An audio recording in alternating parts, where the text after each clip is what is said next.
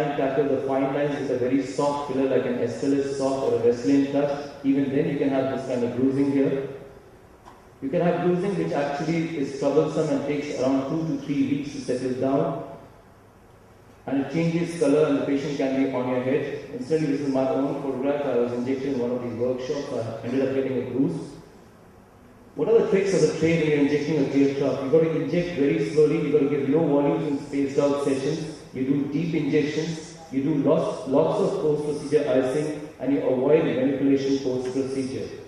Now this is an ideal patient for a lower lip blepharoplasty, but as we discussed earlier, some of the patients are not keen for the surgical options. They would still want to go in for a non-surgical, though it is not indicated. So we did end up doing some bit of filler here just below the eye bags. The eye bags, though the quality of the pictures are different, but still you can appreciate there is some change in this tear trough area. Now when you're using a hyaluronic acid filler, over a period of time, because hyaluronic acid has this quality of absorbing water, you might find that the eye bags will also diminish. Though it's not been documented, but it does happen practically when you do it.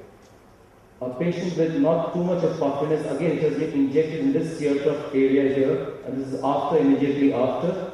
And this is how she looks after 6 months. The effect kind of is still persisting. Most of these patients, especially the younger patients, would have the effect lasting you for 1 year. The older age group will probably last for filler only for 6 months.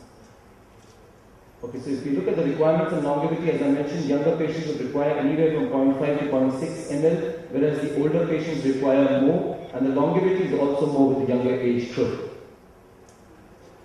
This is how you kind of combine all the 3 areas together, so you can tackle all the 3 problem areas that you've had.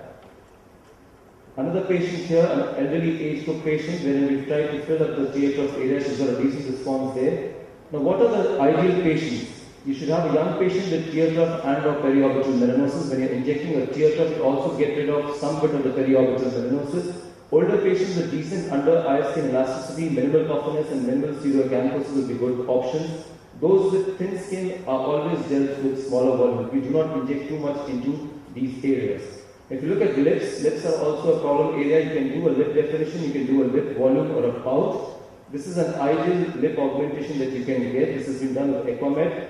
Now, what are the problems with lip augmentation? The problems are what material to use, where do we inject it, how do we tackle the post-treatment swelling and bruising, and what looks best on the patient. Now, if you look at this example, this is a patient before, and this is how she's been injected after a deep dermal filler. A deep dermal would be something like a Perlane or a Fortalis or a Juvederm Ultra Plus. Doesn't look very good here. This is after 5 months. Looks all the more weird.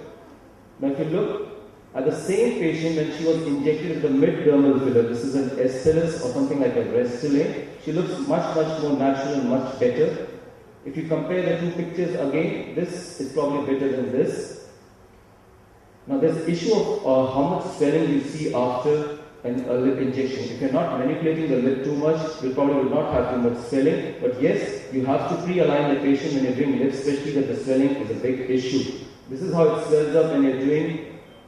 This is how it swells up when you're doing the filler. Now there's always an issue of how much should we be injecting. If you're using a hyaluronic acid filler, there are times when you can even make do with 1 ml of the filler, but there are other times when the patients want more. This is a particular patient that we injected first with 1 ml. This is how she looks after 1 ml. 1 ml has been divided in the upper and the lower lip. This is how she was actually not happy, so she went in for 2 more ml. This is how she looks after 3 ml. Now if you compare the 2 pictures, even the left picture seems to be okay, but the patient was more happy with the right figure. Now, that is actually according to the patient's requirement and what the alignment they have.